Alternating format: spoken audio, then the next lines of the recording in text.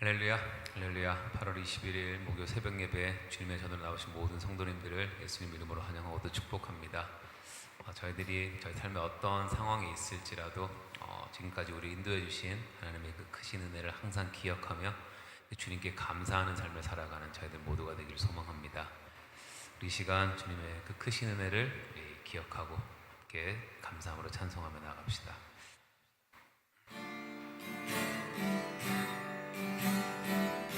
오직 주의 은혜로, 오직 주의 은혜로 지금 여기 서 있네. 한없는 경배, 한없는 찬양, 내 영혼 예배 드리네. 나를 위해 이 땅에 오신 주의 은혜, 십자가 고통 이기신 주님 그 은혜 어찌 잊으리. 주 은혜 날 채우시네. 주 은혜 보게 하시네. 살아가는 동안 은혜로만 살리. 십자가 은혜로, 오직 주의 은혜로, 오직 주의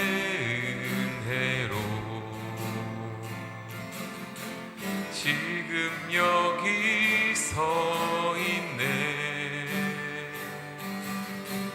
한없는 경배, 한없는 찬양, 내 영혼 예배 드리네. 나를 위해 이 땅에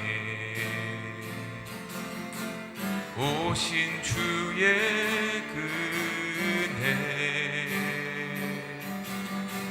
십자가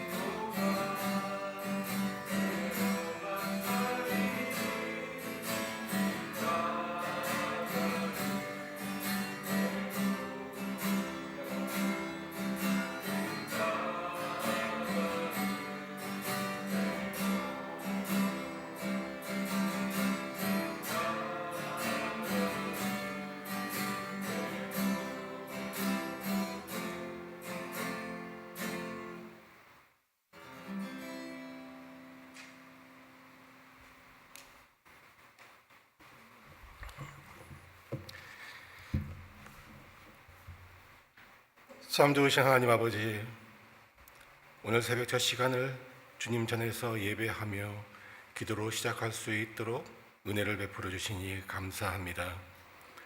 이 시간 성령께서 우리들 가운데 임재하여 주셔서 우리들의 찬양과 예배를 받아 주시고 우리의 기도에 응답해 주시는 은혜를 베풀어 주시옵소서. 또한 오늘 하루의 삶도 믿음으로 승리할 수 있는 지혜와 세임을 더하여 주시옵고, 매 순간마다 하나님을 의지함으로 잘못된 판단과 어리석은 생각에 빠지지 아니하고 바르고 정직하게 행할 수 있도록 주님의 선하신 손길로 인도하여 주시옵소서. 원하옵기는 이 세상을 살면서 부름받은 주님의 제자로서의 사명을 다하지 못한 우리의 허물을 이 시간 고백하오니 이 시간 깨끗이 용서하여 주시고 늘 하나님 나라의 확장을 위해 기도하며 실천하는 삶을 살게 하여 주시옵소서. 오늘 하루도 우리의 생각과 마음을 지켜주시고 주 안에서 승리하는 복된 시간이 되게 하여 주시옵소서. 이제 말씀을 듣습니다. 부족한 종의 입과 생각까지도 온전히 주님께서 주장하여 주시길 바라오며 감사드리며 모든 말씀 예수님의 이름으로 기도하옵나이다. 아멘. 하나님께서 오늘 우리에게 허락하신 말씀은 에스겔서 20장 27절에서 32절까지의 말씀입니다. 이 말씀을 오늘 하나님께서 우리에게 주시는 계시의 말씀으로 받으시고 한 절씩 교독하실 때에 제가 먼저 27절 말씀 읽겠습니다. 그런즉 인자야 이스라엘 족속에게 말하여 이르라. 주 여호와께서 이같이 말씀하셨느니라. 너희 조상들이 또 내게 범죄하여 나를 욕되게 하였느니라. 내가 내 손을 들어 그들에게 주기로 맹세한 땅으로 그들을 인도하여 드렸더니 그들이 모든 높은 산과 모든 무성한 나무를 보고 거기에서 제사를 드리고 분노하게 하는 제물을 올리며 거기서 또 분향하고 전제물을 부어 드린지라. 이에 내가 그들에게 이르기를 너희가 다니는 산당이 무엇이냐 하였노라. 그것을 오늘날까지 밤하라 일컫느니라. 그러므로 너는 이스라엘 족속에게 이르라. 주 여호와께서 이같이 말씀하셨느니라. 너희가 조상들의 풍속을 따라 너희 자신을 더럽히며 그 모든 가증한 것을 따라 행음하느냐. 너희가 또 너희 아들을 화제로 삼아 불 가운데로 지나가게 하며 오늘까지 너희 자신을 우상들로 말미암아 더럽히느냐.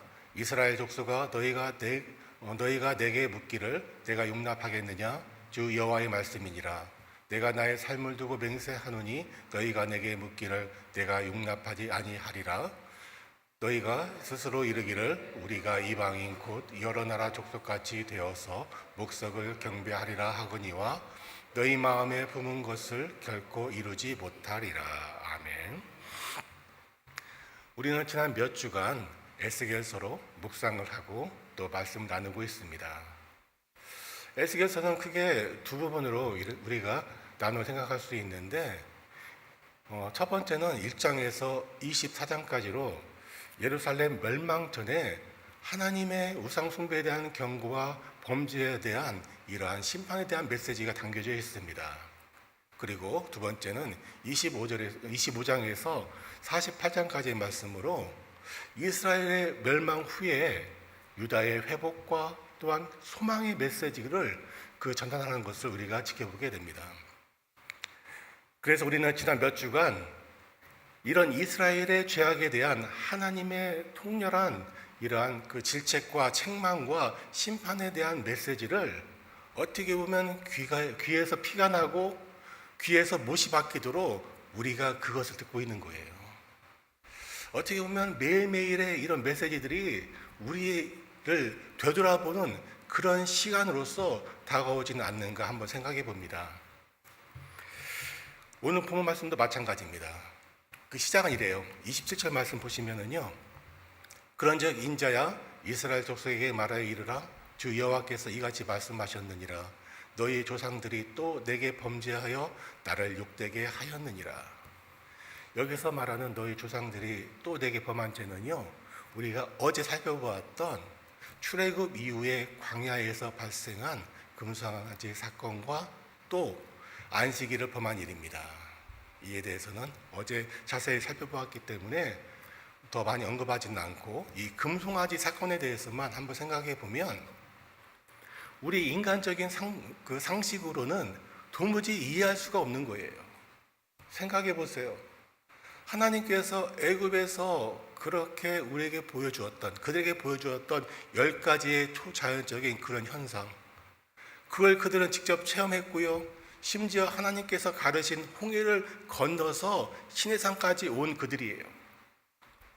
한 가지만 경험해도 우리는 하나님의 그 놀라우신 능력 앞에서 경외감을 가지고 하나님을 거역할 생각조차 못할 정도의 그런 놀라운 기적을 체험하면서도 그들은 너무도 당연하듯이 금송아지를 만들었습니다. 그런데 이 만든 이유가 한번 생각해 보면 어떻게 보면 그럴 수도 있겠다라는 생각을 해요. 왜 그러냐? 이들의 신앙은요, 정말 아무것도 없어요. 그동안 하나님을 모르고 살다가 이제 겨우 하나님을 알게 된 철저하게 어린아이와 같은 그런 신앙을 가진 사람들이었습니다. 그리고 그들이 하나님처럼 믿고 따랐던 모세가 수십일 동안, 그들을 떠나서 하나님의 십계명을 받기 위해 시내산까지 올라갔어요. 그러다 보니까 그들에게 어떠한 일이 발생합니까?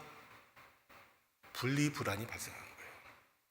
심지어 그들이 처음 겪어본 광야에서 생활을 하면서 항상 어렵고 힘들고 그런 생활 속에서 살고 있어요. 그러다 보니까 그들이 뭔가를 바랄 수 있는 그것이 필요한 겁니다. 우리가 어린 시절 흔히 갖고 있었던 애착용품 기억하십니까? 많은 아이들이 공갈젓을 입에 물어야 많이 잠을 자요. 그게 바로 그들의 엄마의 대용이에요. 어떤 사람은 애착 이불이 있습니다. 애착 인형이 있어요. 그리고 이 당시에 수많은 사람들에게는 하나님을 대신한 무언가 우상을 가지고 있었다는 거죠. 이게 그들의 신앙이에요. 우리로서는 상상도 할 수 없는 거지만 그들은 그 당시에는 너무도 당연한 일이었습니다. 왜? 그들의 신앙이 이처럼 부잘것 없었기 때문에. 하나님이 그토록 경고하고 이렇게 했지만 그들은 이걸 너무도 당연하고 다 하니까 나도 해야지 하면서 따랐던 거예요. 그런데 오늘 본문에 28절과 29절에 등장한 우상 숭배는요, 이것과는 완전히 다른 일입니다. 한번 볼까요? 내가 내 손을 들어 그들에게 주기로 한 맹세한 땅으로 그들을 인도하여 드렸더니 그들이 모든 높은 산과 모든 무성한 나무를 보고 거기에서 제사를 드리고 분노하게 하는 제물을 올리며 거기서 또 분향하고 전제물을 부어 드린지라. 이에 내가 그들에게 이르기를 너희가 다니는 산당이 무엇이냐 하였노라. 그것을 오늘까지 밤하라 일컫느니라. 뭡니까? 모든 높은 산, 모든이 중요한 거예요. 모든 무성한 나무, 이스라엘에 있는 모든 높은 산과 모든 무성한 나무, 그곳에 뭐가 있었다고요? 산당이 있었다는 거예요. 그저 몇 군데 있었던 것이 아니에요. 전 이스라엘이 다 이러한 일이 발생했다는 겁니다. 심지어 너희가 다니는 산당은 무엇이라고 하느냐? 바마, 히브리어로는요 높은 산이라는 거예요. 높은 곳. 한마디로 우리 바마하러 갈까 하면 뭡니까? 우리 높은 산에 있는 산당에 가서 우상 숭배할까? 이 말이 되는 거죠. 너무도 당연하게 쓰였다는 말이에요. 여러분 보세요. 여기서 또 한 가지 우리는 어떠한 질문을 하게 됩니다. 왜 이스라엘 백성들은 이처럼 우상 숭배에 빠져들게 되었는가 하는 거예요. 우상 숭배. 여러분 기억해 보세요. 여기에 대해서 또 한 가지 더 자세히 우리에게 알려주는 말씀이 에스겔서 6장 13절이죠. 여기에 대해서 이미 담임 목사님께서 너무도 자세하게 설명을 해주셨어요. 그 죽임당한 시체들이 그 우상들 사이에서 제단 사방에 각 높은 고개 위 높은 산 꼭대기 모든 푸른 나무 아래 무성한 상수리 나무 아래 곧 그 우상에게 분향하던 곳에 있으리니, 이처럼 이 모든 것들이 일상화가 되었고 되돌릴 수 없는 그런 지경에까지 빠졌다는 거예요. 그들의 문화가 되었어요. 그들의 일상이 되었어요. 아침 먹고 산당 가서 그 우상을 숭배하는 것이 그들의 일상이 되었습니다.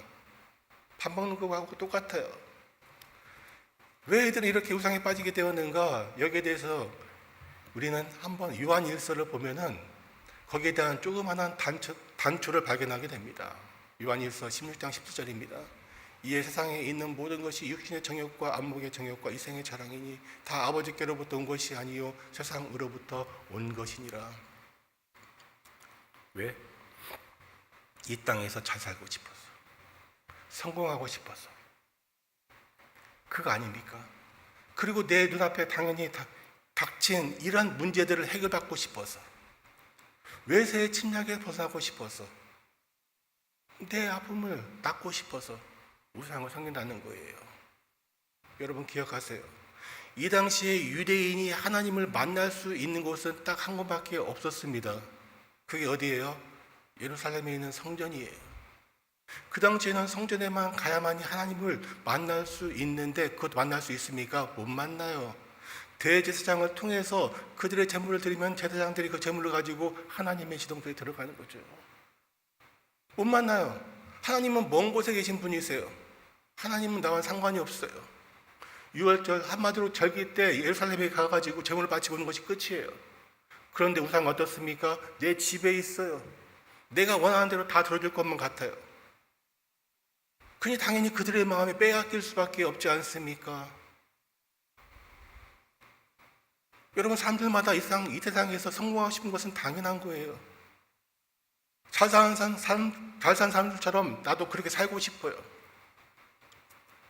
그러다 보니까 그들은 점점 우상 숭배에 빠지는 거죠.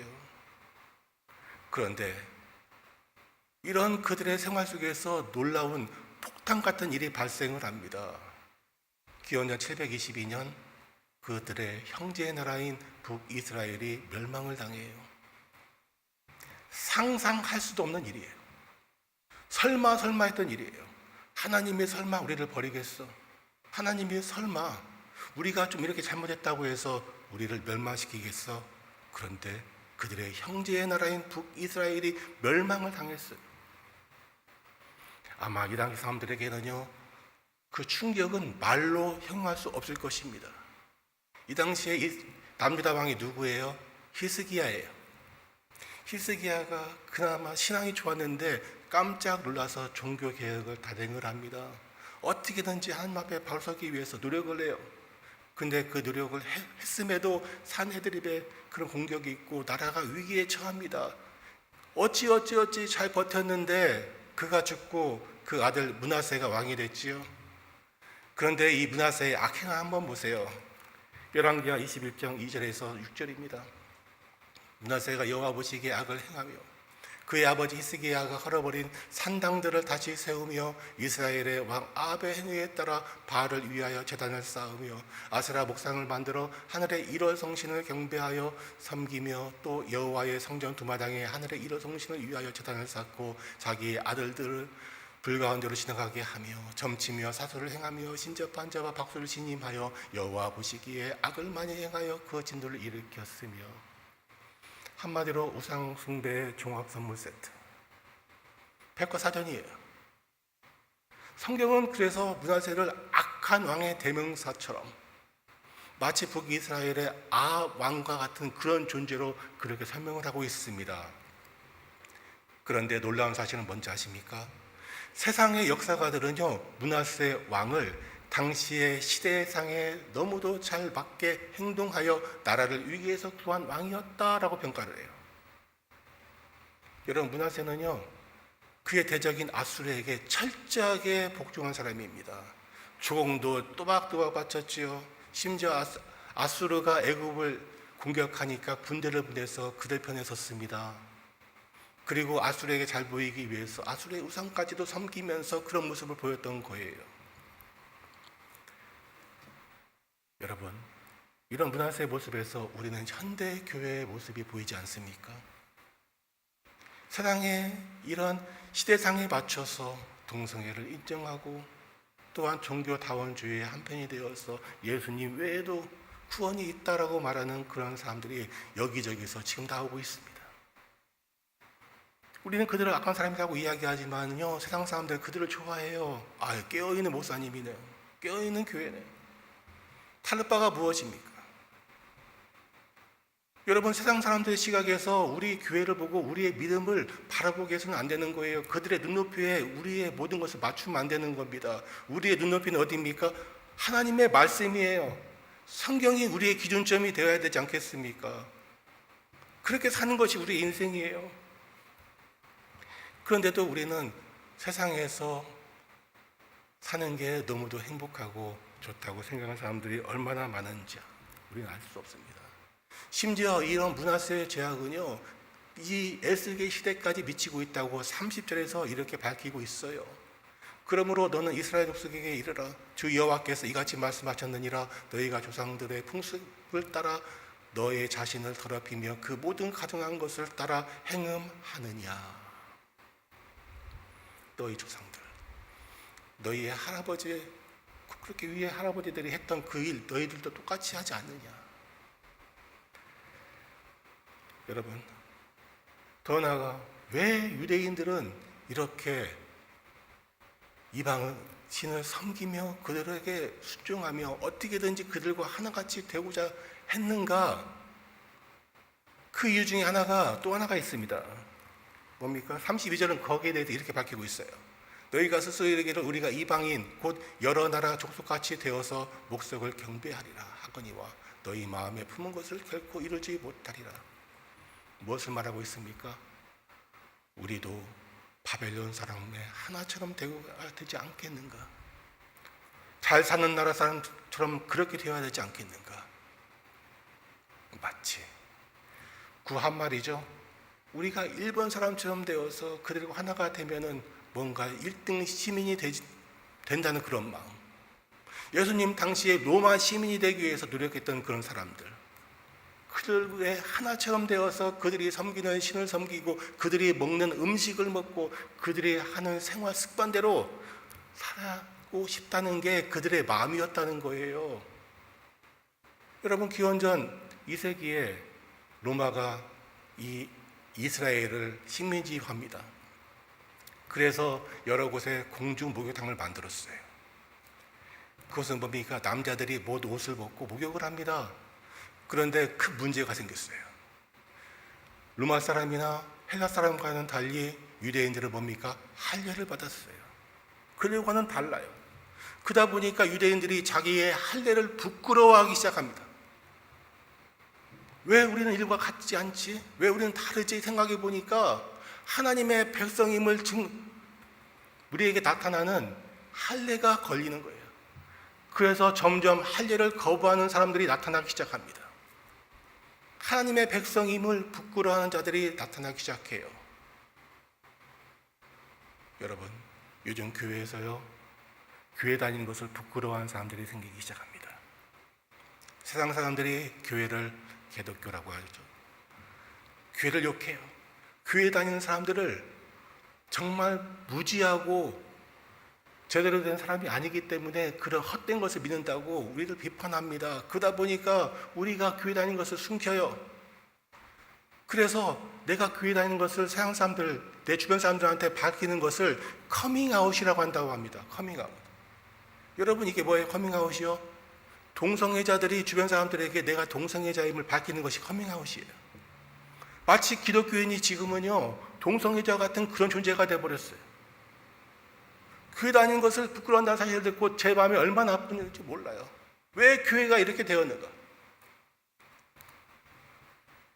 여러분, 마태복음 8장 38절에서요, 예수님 우리에게 이렇게 경고하고 있어요.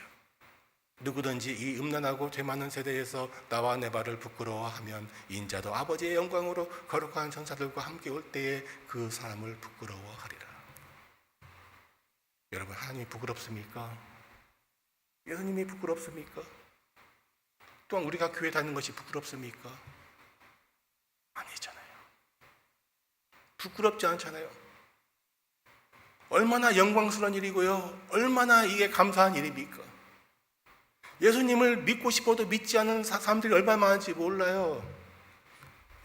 그 무슬림들 보세요. 예수님을 믿고 싶어도 목숨을 걸어야만 믿을 수 있는 그런 사람들도 있어요. 이 얼마나 큰 축복입니까? 그런데도 이 축복을 버리고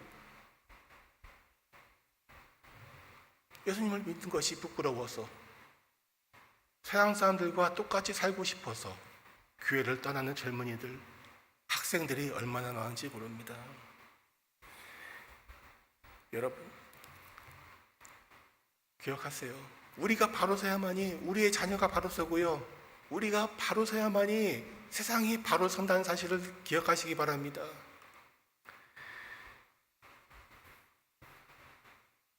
그러기 위해서 이 유대인들은요, 이 모든 것을 부끄러워하고 어떻게든지 그들의 하나처럼 그들과 같이 되고 싶어서 마침내 넘어서는 안 되는 산을 넘습니다. 31절이에요. 너희가 또 너희 아들을 화제로 삼아 불 가운데로 지나가게 하며 오늘까지 너희 자신을 우상들로 말미암아 더럽히느냐? 이스라엘 족속아, 너희가 내게 묻기를 내가 용납하겠느냐? 주 여호와의 말씀이니라. 내가 나의 삶을 두고 맹세하노니 너희가 내게 묻기를 내가 용납하지 아니하리라. 굉장히 강한 심판의 메시지입니다. 내가 나의 삶을 두고 맹세하노니, 하나님의 말씀이에요. 하나님이 내가 내 삶을 두고 맹세하노니 내가 결단코 용서하지 않으리라. 뭐를요? 너희의 자녀를 몰렉에게 바치는 것. 여기서 불 가운데 지나가게 한다는 것이 뭡니까? 아들을 불살라서 바친다는 거예요. 예레미야서 7장 31절 보면요, 정확히 기록하고 있습니다. 흰놈의 아들 골짜기에 도배 사당을 건축하고 그들의 자녀들을 불에 살랐다니 내가 명령하지 아니하였고 내 마음에 생각하지도 아니한 일이니라. 그리고 놀라운 것은요, 이미 이러한 것들이 레위기에 기록되어 있다는 거예요. 너는 이스라엘 자손에게 또 이르라. 그가 이스라엘 자손이든지 이스라엘에 거주하는 거류민이든지 그의 자식을 몰렉에게 주면 반드시 죽이되 그 지방 사람이 돌로 칠 것이요 나도 그 사람에서 진노하여 그를 그의 백성 중에서 끊으리니 이는 내가 그의 자식을 몰렉에게 주어 내 성소를 더럽히고 내 성호를 욕되게 하였음이라. 아주 오래된 그러한 우상 숭배며 아주 오래된 인신 공양의 이러한 기록입니다. 왜 유대인들은 자기에게 가장 소중한, 한마디로 눈에 넣어도 아프지 않을 그 자식까지도 우상에게 바치며 이렇게 그들을 섬겨야 했을까요? 여러분, 하이 리스크 하이 리턴이라는 말이 있습니다. 가장 좋은 것을 바쳐야 가장 좋은 것을 얻을 수 있다는 그런 마음이었던 거죠. 근데 선뜻 내놓을 수 없는데 옆 마을 사람이 바치고 내 앞집 사람이 바치고, 그럼 나는 뭐야, 나도 해야지. 따라가는 거예요.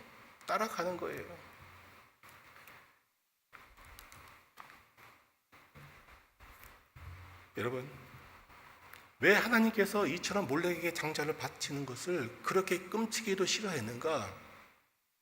우리는 이미 그 사실을 알고 있잖아요. 민수기 3장 13절 한번 보세요. 처음 태어난 자는 다 내 것이며 내가 이 애굽 땅에서 그 처음 태어난 자를 다 죽이던 날에 이스라엘의 처음 태어난 자는 사람이나 짐승을 다 거룩하게 구별하였음이니 그들은 내 것이 될 것임이니라. 나는 여호와니라. 여러분, 몰렉 제사에서요 가장 중요한 관습이 있습니다. 관례예요. 그건 바로 장자를 바치는 거예요. 사자도 아니에요. 가장 중요한 거 장자. 이게 관습이에요. 그런데 뭐라고요? 이스라엘의 백성의 장자는 다 누구 거라고? 하나님 거라는 거죠. 하나님께서 거룩하게 구별했던 그 장자를 하나님이 아닌 누구? 우상에게 바친 거예요. 우상에게. 그니 하나님이 얼마나 진도할까요? 그들을 애굽에서 이끌어낼 때 그 이유 때문에 애굽에 죄 없는 아이들까지도 죽였는데, 애굽에 죄 있는 짐승까지도 죽였는데 그 구원해내는 그 백성이 자기의 이 마음을 철저하게 저버리고 창자까지 바치는 이러한 우상 숭배,